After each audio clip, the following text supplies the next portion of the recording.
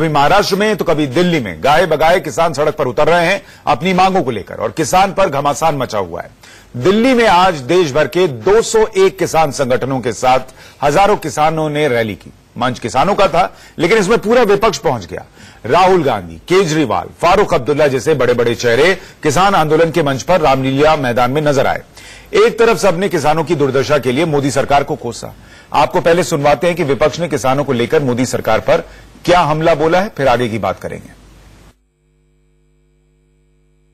हिंदुस्तान का किसान मोदी जी से अनिल अंबानी का हवाई जहाज नहीं मांग रहा है, मगर हिंदुस्तान का किसान ये कह रहा है, अगर आप अनिल अंबानी को 30,000 करोड़ रुपए हिंदुस्तान की एयरफोर्स का पैसा दे सकते हो, अगर आप अपने 15 मित्रों को 3,50,000 करोड़ रुपए दे सकते हो, तो हमारी मेहनत के लिए, हमारे खून के लिए, हमारे पसीने के लिए भी आपको हमें कर्जा माफ करके देना ही पड़ेगा। और इसीलिए बाकी सब पार्टी के नेता यहां बैठे हैं। हमारी विचारधाराएं अलग हो सकती है, मगर किसान के भविष्य के लिए, युवाओं के भविष्य के लिए हम सब एक होकर स्टेज पे खड़े हैं। और नरेंद्र मोदी जी और बीजेपी से हम कहना चाहते हैं, देखिए, अगर हमें कानून बदलना पड़े, चीफ मिनिस्टर बदलना पड़े या प्रधानमंत्री बदलना पड़े, हम किसान का भविष्य बना के ही रखेंगे और हम 1 इंच पीछे नहीं रखने वाले हैं। आपको जो करना है करो। सरफरोशी की तमन्ना आज हमारे दिल में है, सरफरोशी की तमन्ना आज हमारे दिल में है, देखना है जोर कितना बाजुए का दिल में है। किसानों, तुम्हारी समस्या हम सब जानते हैं।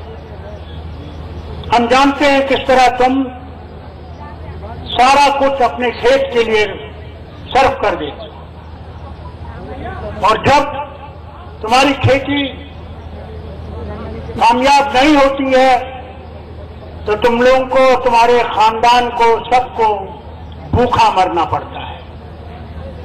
मगर अफसोस, जितने वादे मरकज ने किए वो कभी पूरे नहीं हुए। आज भी किसान इसी तरह रो रहा है। बंबई में इतना लंबा मार्च किया, क्या इन पे कुछ असर हुआ?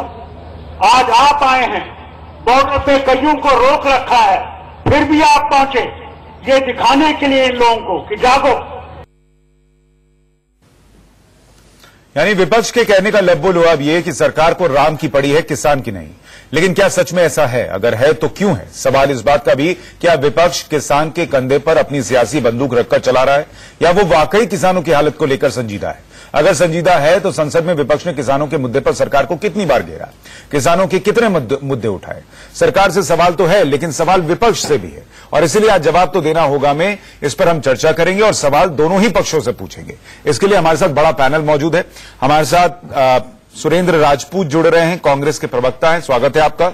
मनोज यादव, समाजवादी पार्टी के नेता, हमारे साथ जुड़ गए हैं, आपका भी स्वागत है sir. NK Singh, senior journalist, हमारे साथ जुड़े हुए हैं, आपका स्वागत है सर। नवीन कुमार, बीजेपी के प्रवक्ता, थोड़ी देर में हमारे साथ जुड़ जाएंगे। इसके अलावा डॉक्टर बीडी नकवी, रिटायर्ड जज हैं और बीएसपी के समर्थक, हमारे साथ जुड़ेंगे। और चौधरी पुष्पेंद्र सिंह, जो कि किसान शक्ति संघ के प्रेसिडेंट हैं, वो भी हमारे साथ चर्चा में जुड़ेंगे। लेकिन फिलहाल हम एक छोटे से ब्रेक के लिए रुक रहे हैं, जवाब तो देना होगा में, और जब ब्रेक के बाद लौटेंगे तो सवाल और जवाब का सिलसिला आगे बढ़ेगा बिना किसी ब्रेक के। चुनाव आते फिर जहर घोल रहे गिरिराज, या सचमुच देवबंद मदरसा आतंक की फैक्ट्री है? जवाब तो देना होगा। किसानों के मंच पर सियासी हमें आज सवाल किसानों का है। हर बार किसान को सड़क पर उतरकर क्यों हाथ फैलाना पड़ रहा है अपनी मांगों को लेकर? सरकारें किसी की भी हो, सुनती क्यों नहीं? और क्या मोदी सरकार भी फेल हुई है किसानों की मांगों को पूरा करने में और उनके हालात को बदलने को लेकर? इस पर चर्चा करने के लिए नवीन कुमार, बीजेपी के प्रवक्ता, हमारे साथ हैं। सुरेंद्र राजपूत, कांग्रेस के प्रवक्ता, मनोज यादव, समाजवादी पार्टी के नेता, चौधरी पुष्पेंद्र सिंह, प्रेसिडेंट हैं किसान शक्ति संघ के, और एनके सिंह, सीनियर जर्नलिस्ट, हमारे साथ जुड़ गए हैं। नवीन जी, पहला सवाल तो जाहिर तौर पर आपसे ही होना चाहिए कि बीते 4 साल में गाहे बगाहे, चाहे महाराष्ट्र हो, चाहे दिल्ली की सड़क हो या देश के दूसरे हिस्से हो, किसानों को बार बार सड़क पर क्यों उतरना पड़ रहा है और क्यों इस तरीके से हाथ फैलाना पड़ रहा है अपनी मांगों को लेकर? पहली बात तो श्रीराम भाई कि किसान जो है देश का, उसके लिए पिछली सरकारों ने तो कभी कुछ किया नहीं, और इस सरकार ने पहली बार हुआ होगा आजादी के बाद पहली बार कृषि बजट आया, क्योंकि देश का 60% से ज्यादा उद्योग जो है कृषि पर आधारित है। और ये सरकार लेकर के आई स्वामीनाथन कमेटी, जिसको लेकर के सारी चर्चा है।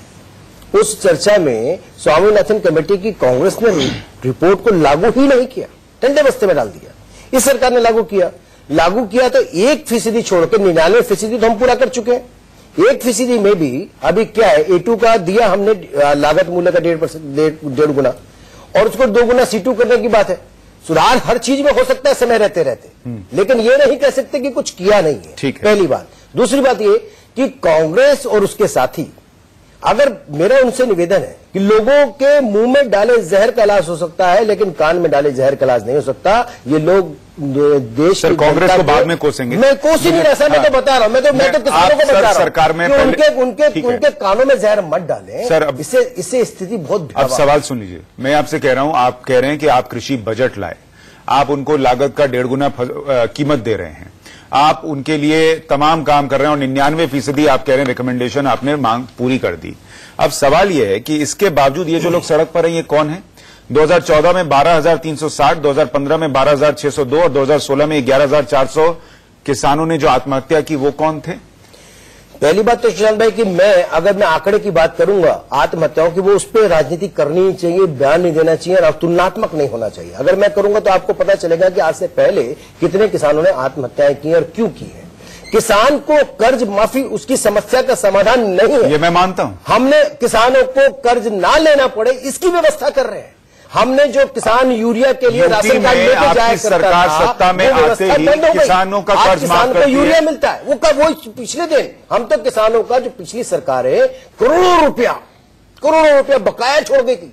किसान की बेटी की शादी नहीं होती और उसने पैसा नहीं दिया, उसका पैसा नहीं दिया जो गन्ना और फसल उसकी सरकार खरीद चुकी थी। हमने उस किसान का पुराना कर्जा भी दिया है। ये लोग कौन है? मैं तो पूछ रहा हूं, मैं वही बता, सड़क पे कौन है? वही बता रहा हूं, ये क्यों है इसका भी रीजन बताता हूं, वही बताता हूं। हमने जो है किसानों को फसल देने के लिए, अपनी फसल बेचने के बिचौलियों की व्यवस्था को समाप्त कर दिया। बिचौलिए नहीं है, सीधा किसान मार्केट मंडी में जाता है, आप सीधा दे सकता है। हमने एक फसल एक सीजन में 2 बार उगाए, उसकी व्यवस्था करी है किसानों के लिए। किसानों के लिए सोई कार्ड बनाना हो, किसान की बीमा का योजना का व्यवस्था करनी हो, किसान के लिए बहुत कुछ किया है। अब इसका सबसे बड़ा कारण क्या है कि जैसे कि हाई कोर्ट ने, जो एनजीटी कोर्ट ने एक फैसला सुनाया कि एनसीआर के अंदर 10 साल से अधिक के जितने भी वाहन है वो बंद कर दिए जाएंगे, और बंद करने में उसमें ट्रैक्टर भी आए। तो हमने फैसला, सरकार ने नहीं सुनाया, लेकिन कांग्रेस और सपा बसपा के साथियों ने क्या किया, दुनिया के कानों में जहर घोल दिया। कहा कि सरकार ने देखिए ट्रैक्टर बंद कर दिया आपका, हम तो जीवन भर के लिए ट्रैक्टर देते। इस प्रकार की जो बातें हैं बड़ी भयावह है। आप कह रहे हैं कि आप कह रहे हैं किसान जो है वो इतना मूर्ख है कि उसको कुछ भी बोल दो। मैंने नहीं कहा, मेरे मुंह में शब्द मत डालिए। ठीक है, आपका आशय यही है कि लोगों को समझ में नहीं आता अपना भला बुरा। मैं बताता हूं, आप चूंकि कोर्ट की बात कर रहे थे, मैं आशय इसलिए 2017 में कोर्ट में मसला पहुंचा किसानों की हालत को लेकर। जस्टिस खेर, जस्टिस चंद्रचूड़ और जस्टिस कौल की बेंच ने 2017 में कहा है कि हमें लगता है सरकार गलत दिशा में जा रही है।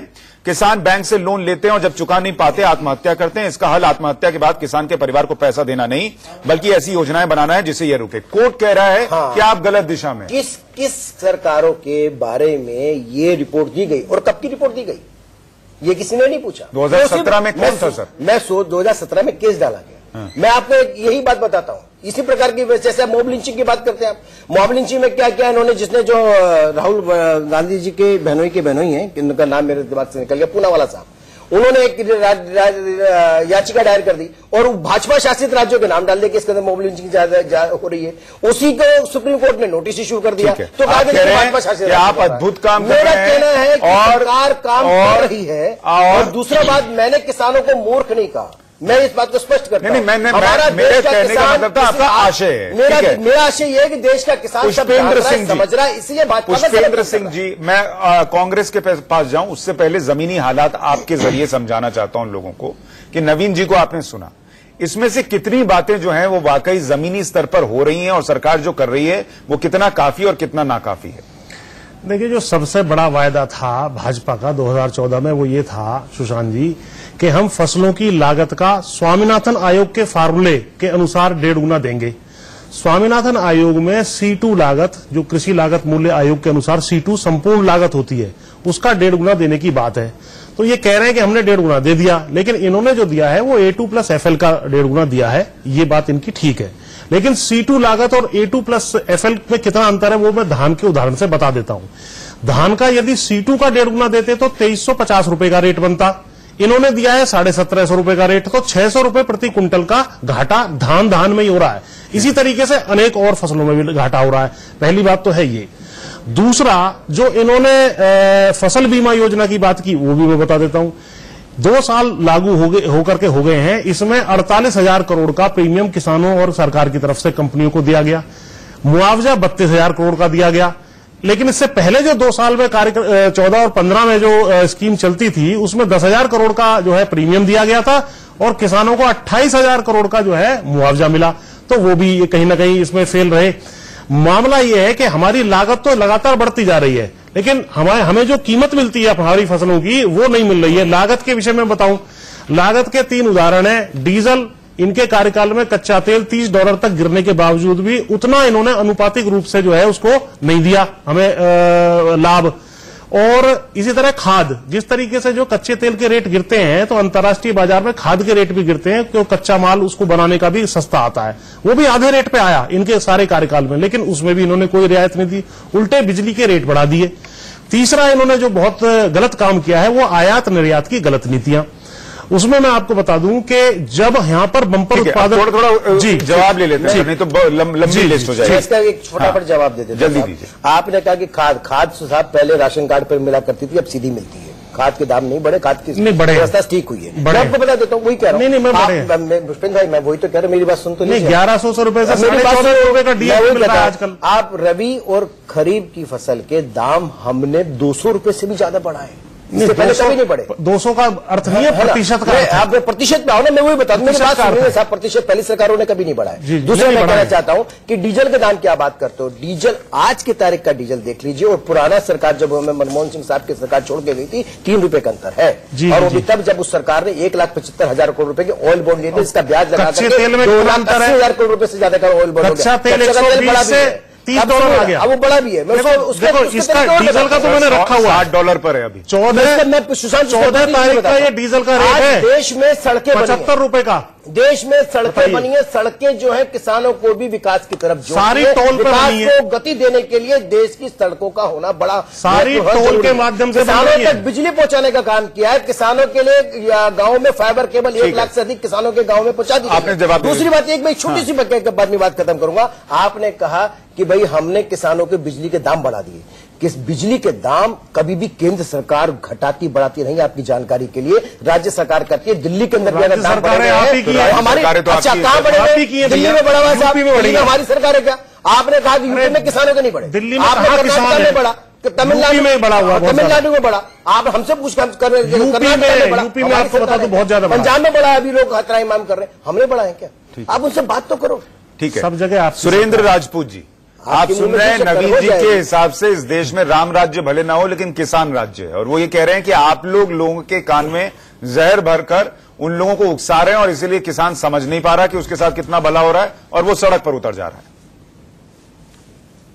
ये तो नवीन जी ने बता ही दिया कि भाई किसान क्या है, आपके सामने ही कहा। अगर किसान समझदार नहीं है आज की डेट में, नवीन जी ऐसा कह रहे, किसान बहुत समझदार है नवीन जी। एक अदम गोल्डवी का शेर था कि तुम्हारी फाइलों में गांव का मौसम गुलाबी है, मगर ये आंकड़े झूठे, ये दावे किताबी हैं। तुम्हारी मेज चांदी की, तुम्हारे जाम सोने के, मगर किसान के घर में आज भी फूटी रकाबी है।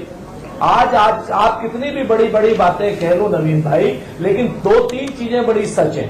नंबर 1, A2 प्लस FL का 50% पहले से सरकारें देती आई हैं। आपने कोई स्वामीनाथन रिपोर्ट लागू नहीं की। सुप्रीम कोर्ट में आपने हलफनामा दिया है कि C2 प्लस FL का 50% हम नहीं दे सकते। ये आपका हलफनामा है, मेरा हलफनामा नहीं है। और A2 FL प्लस 50% पहले से मिल रहा था। आपने किसान में यूरिया का कट्टा 50 किलो से 45 किलो का कर दिया है। 5 किलो का आपने चोरी करके डाका डाल के पैसे आपने 1450 रुपए कर दिए। ये मैं नहीं कह रहा हूं, किसान लोगों से आप पूछ लो। डीएपी का दाम आपने कितना बढ़ा दिया ये भी आप पूछ लो। डीजल का दाम कितना बढ़ा दिया, लागत तो आपने उतनी बढ़ा दी, लेकिन सीएसओ के हिसाब से आपने जो आंकड़ा है वो अभी चौधरी पुष्पेंद्र सिंह जी ने बता ही दिया था। ऐसा था कि हम बहुत काम नहीं कर पाए। 48 से लेकर के 2014 तक हमने किसानों की फसल को लगभग 3 गुना ज्यादा पर हेक्टेयर बढ़ाने का काम किया, चाहे वो प्रथम हरित क्रांति के जरिए हो, चाहे प्रथम दुग्ध क्रांति के जरिए हो, और चाहे सिंचाई के। नहीं, लेकिन सुरेंद्र जी मुझे फिर एक बात बताइए सर, मुझे एक बात बताइए कि प्लानिंग कमीशन की रिपोर्ट है 2002 से 2007 तक एग्रीकल्चर ग्रोथ रेट 2.4% थी। 2007 से 2012 तक 3.3% थी। औसत दैनिक भत्ता जो 2004-5 में किसान में काम खेती से जुड़े हुए एक लेबर को जो मिलता था वो 113 रुपए प्रतिदिन का था। 8 साल में 39 रुपए बढ़ा वो पर डे के हिसाब से। 2011-12 में वो 152 रुपए प्रतिदिन तक पहुंच पाया। अगर कांग्रेस इतना सोच रही थी, राहुल गांधी जैसा मंच पर कह रहे थे, तो फिर ये सब तो चीजें बदल गई होनी चाहिए थी। किसान जो आत्महत्या आपके समय कर रहा था कमोबेश वैसे ही आज भी कर रहा है।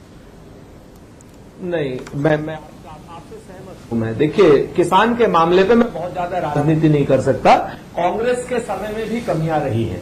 कांग्रेस के समय में भी जो कमियां रही है उसी को पूरा करने के लिए भारतीय जनता पार्टी को लोगों ने चुना था। लेकिन कांग्रेस के समय की कमियां अगर 10 थी तो भारतीय जनता पार्टी के समय में 15 कमियां हो गई। किसानों के लिए श्री राहुल गांधी जी ने जो लैंड एक्विजिशन बिल दिया था उसी की वजह से किसान की आज की डेट में चौधरी पुष्पेंद्र सिंह बैठे हुए पूछ लीजिए जान बची हुई है। क्योंकि किसानों की जो लैंड पहले धारा 4 के अंतर्गत ले ली जाती थी, आज की डेट में किसानों सर एक छोटा सा जवाब ले लूं फिर मैं मनोज जी के पास जाऊंगा। वो कह रहे हैं आपके समय में समस्या 10 से बढ़कर 15। अपनी बात तो वो मान रहे हैं कि समस्या थी हमारे समय। वैसे उनको अच्छा है, मानना भी चाहिए और अपोजिशन में ऐसी बात कहनी भी चाहिए। लेकिन जैसे मैंने कहा कांग्रेस लोगों के कानों में जहर घोल रही, वही काम अभी किया राजपूत जी ने, क्योंकि है तो उसी पार्टी के प्रवक्ता। उन्होंने कहा नवीन जी कह रहे हैं किसान जो है मूर्ख है। मैंने नहीं कहा किसान मूर्ख है भाई साहब, मैं फिर कहा समझदार नहीं है। अच्छा चलिए मैं ऐसा कहूँ कि बात जैसे मल्लिकार्जुन जी ने कहा था कि राहुल गांधी जी भी मैच्योर नहीं है, उसका क्या हुआ, राहुल ने मनबुद्धि कर। मेरा कहना ये है कि आप मेरी बात सुनिए राजपूत जी, सुने। आपने कहा A2+2 FL का आप पहले से भी दे रहे थे, तो स्वामीनाथन कमेटी को तो आपने उठा करके फेंक दिया था, तो आपने लागू ही नहीं किया, तो दे कहां से? फिर किसानों को फिर कर्जे क्यों लगे? 60 साल से आप कर्जा माफ करते रहे फिर भी किसान कर्ज में। आपको मालूम है कि किन राज्यों में सबसे अधिक किसानों ने आत्महत्या करी? मैं कहना नहीं चाहता, मैं हत्या पर राजनीति नहीं करना चाहता भाई।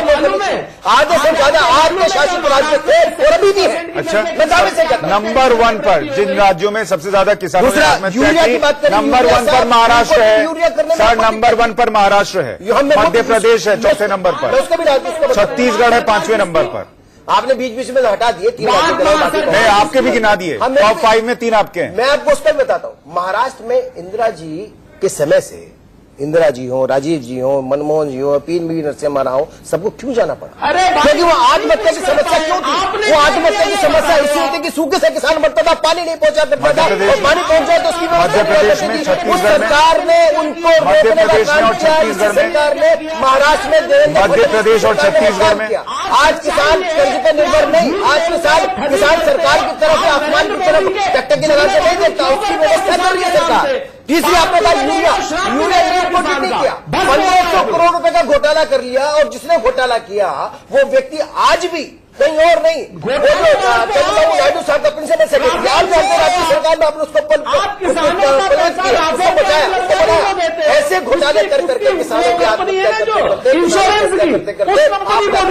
ठीक है।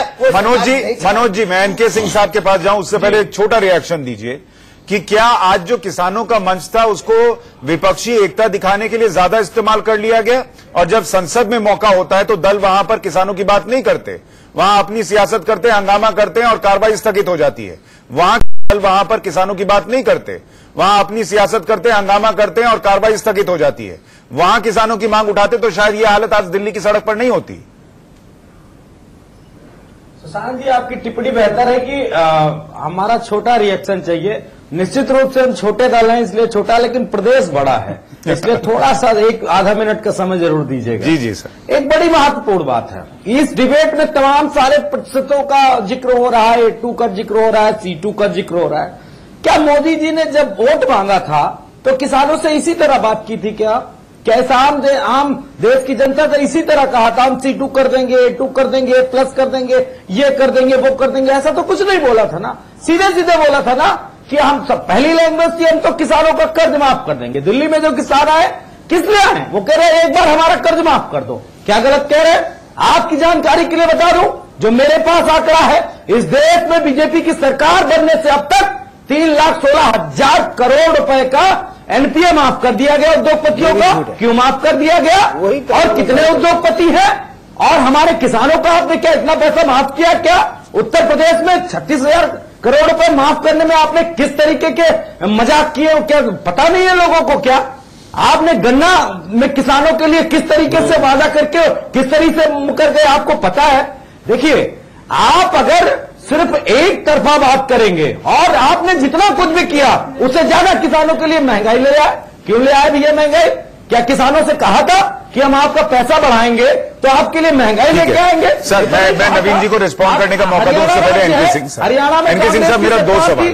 एक तो जो आप इन नेताओं को सुन रहे हैं उसकी जमीनी हकीकत क्या है बतौर पत्रकार वो समझाइए, और दूसरा मैं थोड़ा इस बात का समर्थक नहीं हूं कि किसानों की जो कर्ज माफी है वो हर बार होती रहे। अगर आप देखें 2017 में अगर आप किसानों का पूरे देश भर में कर्ज माफ करने बैठेंगे तो करीब 3.5 लाख करोड़ का है, और उसको अगर आप देश के काम में लगाएगा दूसरे हिस्सों में तो वो दूसरे हिस्सों में बहुत सारा पैसा इस्तेमाल हो सकता है। तो क्या ये, और बार बार ये कहा भी गया है कि वही रास्ता सही नहीं है कि आप कर्ज माफ करते जाइए, लॉलीपॉप थमाइए, तो दोनों पे थोड़ा जवाब। तमाम अर्थशास्त्री जो कृषि अर्थशास्त्री हैं वो लगातार कह रहे हैं कि ये सॉल्यूशन नहीं, और मैं भी चूंकि ये सब्जेक्ट हमारा प्रिय है, मेरा भी मानना है कि कर्ज माफी सॉल्यूशन नहीं है।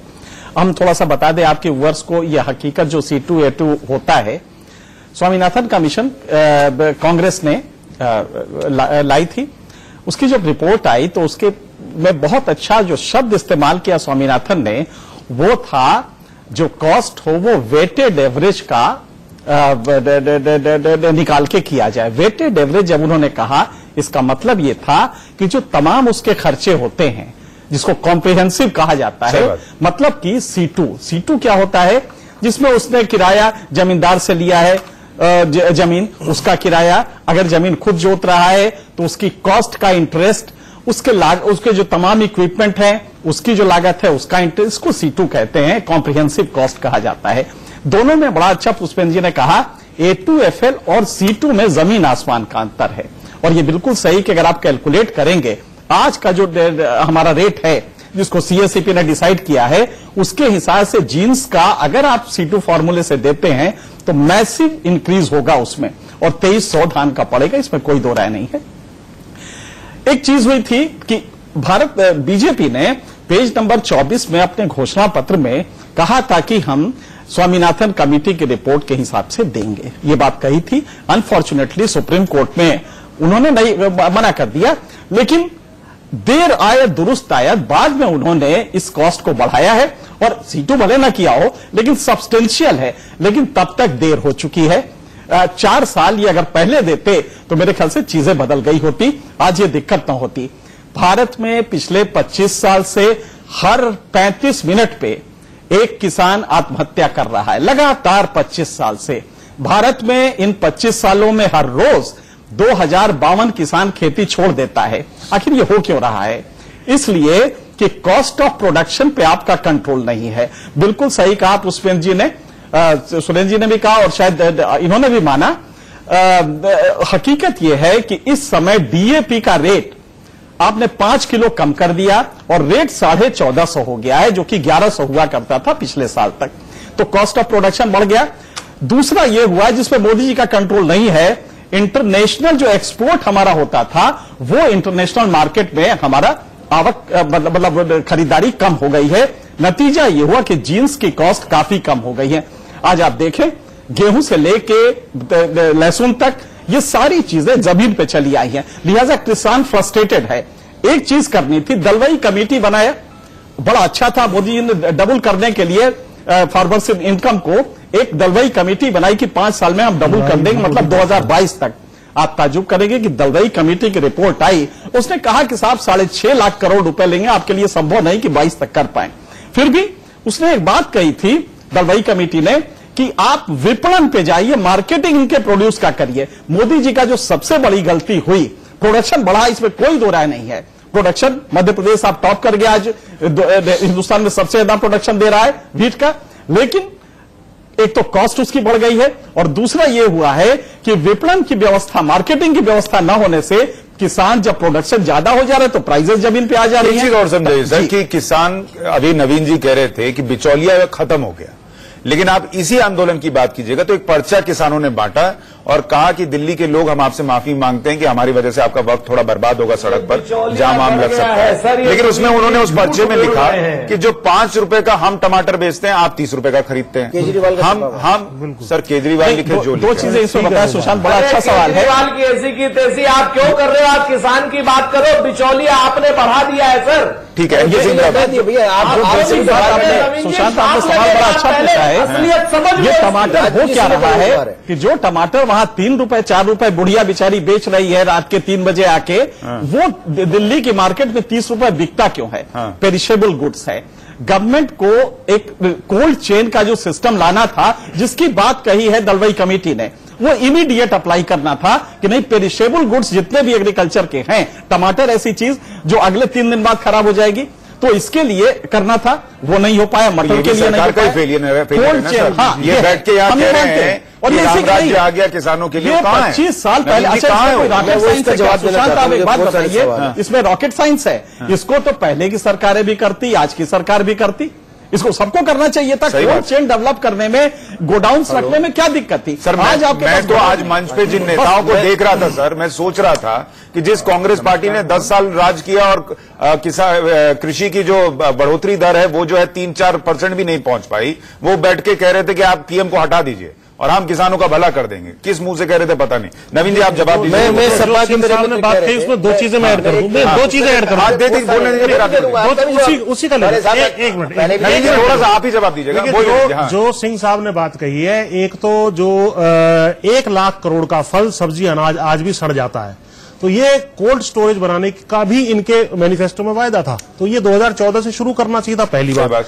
दूसरा, एक महत्वपूर्ण बात आपने उठाई सिंह साहब ने कि जो आयात निर्यात की गलत नीतियां हैं, उसकी वजह से हमारा बड़ा भारी नुकसान हुआ है। यहाँ हम बम्पर उत्पादन कर रहे हैं, दाल और 3-4 मिलियन टन दाल हमने पैदा किया, तारीफ है किसान की और सरकार की भी, लेकिन विपणन न होने की वजह से आपका दाल जमीन। इसमें क्या हुआ है कि यहां से जो हम एक्सपोर्ट करते थे बाहर, वो $10 बिलियन घटा है पिछले 3-4 साल में, और जो इंपोर्ट करते थे वो $10 बिलियन बढ़ा है। उसकी वजह से दालों में, दाल का उदाहरण दे दूं, दाल में 245 लाख टन का हमने उत्पादन किया, जो हमारी खपत से भी ज्यादा है, 15 लाख टन। उसके बावजूद भी इस साल 55 लाख टन, पिछले साल 66 लाख टन दाल आपने आयात की। इसी वजह से महाराष्ट्र का और राजस्थान का, मैं आपको सबसे पहले तो धन्यवाद देता हूं। वो इसलिए कि आपने चाहे आए बगाए गाए कैसे ही माना, ये तो माना कि सरकार ने ये व्यवस्था करी कि आदमी की फसल, किसान की डबल होने लगी, फसल एक सीजन में 2-2 होने लगी है, कि फसल की उत्पादन बढ़ गया है। दूसरी बात, मैं सभा के एक मित्र का जवाब देना चाहता हूं। उन्होंने कहा था सबसे पहले कि गन्ना किसानों का आप जो है, आपने उनके साथ मजाक किया उनका कर्ज माफी करने में, उत्तर प्रदेश के किसानों का भी। वो सभा के लोग बोल रहे हैं मनोज जी, जो गन्ना किसानों का जो फसल, उससे गन्ना से गन्ना खरीद लिया, उसका लागत भी नहीं दे पाए आप, उनका कर्ज छोड़ करके चले गए थे आप। उस कर्ज को भी जो है आने के बाद इस समय योगी सरकार ने दिया है, उस गन्ना किसान को उसका बकाया पिछला 5 वर्षों का योगी सरकार ने दिया। और यही नहीं, बल्कि अभी इस समय की जो फसल है उसका पैसा भी इसको दिया जा रहा है। दूसरी बात, आपने कहा जो उत्तर प्रदेश के अंदर, आपने उत्तर प्रदेश के अंदर कभी नहीं पूछा, ना तो सपा ने पूछा, न जो कांग्रेस ने पूछा कि उत्तर प्रदेश के उत्तर प्रदेश के जो गाँव थे वो बिजली रहित कैसे थे, उसमें पहुंचाने का काम सरकार ने किया। वो भी 7 साल लगते साहब करके बिजली पहुंची है। कभी आपको नहीं लगा होगा कि कैसे पहुंची है। आपने ये कहा कि ट्रैक्टर की बात करी, ट्रैक्टर में मैं फिर कहता हूं कि जो एनसीआर के अंदर ट्रैक्टर में रोक लगाई थी वो एनजीटी कोर्ट ने लगाई थी, केंद्र सरकार ने नहीं लगाई। दूसरी बात, आज बिचौलिए खत्म हो गए। हमने कई सारे ऐसे बड़े काम किए। अगर गांवों से सड़कें शहरों तक नहीं बनेंगी, आप कोल्ड स्टोरेज बना लीजिए, कुछ बना लीजिए, वहां से यहां तक सामान नहीं आ सकता। मैं आपको वो भी बताता हूं, आप वहां से यहां तक नहीं आ सकता। आज हमने सड़कें बनाने का काम किया, गांवों को शहरों से जोड़ने का काम किया और शहरों को जोड़ने का काम किया। जब सड़कें बेहतर होती हैं तो विकास को गति मिलती है। आप जो लिख के लाए उसी पे बोलिए। अरे साहब, मैं तो कुछ लिख के लाया, मैं तो वही बता रहा हूँ आपसे। आपने सीटों की बात करी। अरे सर, मैं पहले कोल्ड स्टोरेज, मेरे बहुत सारे सवाल में आपको पहले कोल्ड स्टोरेज मैं वही बता, कोल्ड स्टोरेज बड़ी तादाद में बने, ऐसा नहीं कोल्ड स्टोरेज नहीं बने। आप इतनी चीजें बता रहे हैं, मैं वही बता, संख्या भी बता। सरकार ने किसानों के साथ साथ जो आज के समय में सैनिक भी किसान खेती करता है, जो रिटायर होने के बाद, सीमा से आने के बाद 20 साल की सेवा करने के बाद वो भी खेती करता है, वन रैंक वन पेंशन में उसको भी पैसा दिया। सरकार ने बहुत काम किया इंफ्रास्ट्रक्चर में। सरकार ने गांवों को बिजली पहुंचाने का, सड़कें पहुंचाने का, गांवों के अंदर उनको शिक्षा के स्कूल खुलवाने के लिए गांवों के किसानों को ये जो हम दिखा रहे थे स्क्रीन पे कि कृषि विकास दर जो आज 2.1 पर है, वो क्यों है? देखिए, मैं फिर कहता हूं, आंकड़े बहुत सारे ना भाई साहब, आंकड़े बहुत सारे। मैं तो आपको कहता हूं जो हमने क्या, तो मैं उनसे जब पूछूं, जब हमने समय 2.5 आपसे क्यों ना पूछूं कि 2 है? जब विमुद्रीकरण आया, मैं उसको इसका भी जवाब देता हूं।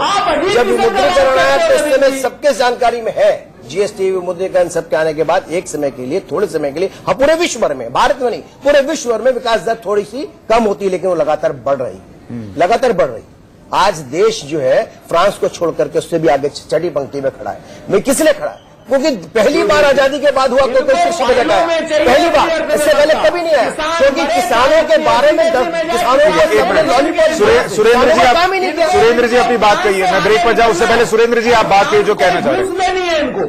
राफेल में की घूस, आप राफेल मत कहिए, सॉरी राफेल मत कहिए। सुरेंद्र जी अपनी बात, किसानों में भी फेल, गरीबों में भी फेल, आप तो सब जगह फेल है और फिर आप हमसे कह रहे हैं। अच्छा ठीक है सर, मैं थोड़ा सा रुक रहा हूं, ब्रेक लेना पड़ रहा है, ब्रेक के बाद लौटूंगा। तो सीएम बदलना पड़े तो बदल दीजिए, लेकिन जो किसान है वो पीएम और सीएम कांग्रेस के भरोसे पर कैसे बदले? क्योंकि अगर आपको स्वामीनाथन कमेटी की रिपोर्ट बदलनी होती तो आपके इस समय से पड़ी थी, आप उसको लागू कर देते।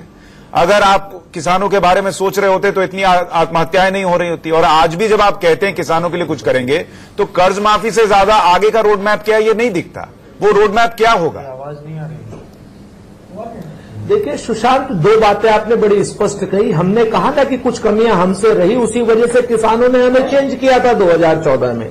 हमने अगर 2009 में कर्ज माफी दी थी और 2004 के बाद हमने मनरेगा दिया था, हमने right to information, right to food और राइट टू एजुकेशन दिया था, जिसकी वजह से किसानों में गुणात्मक परिवर्तन हुआ।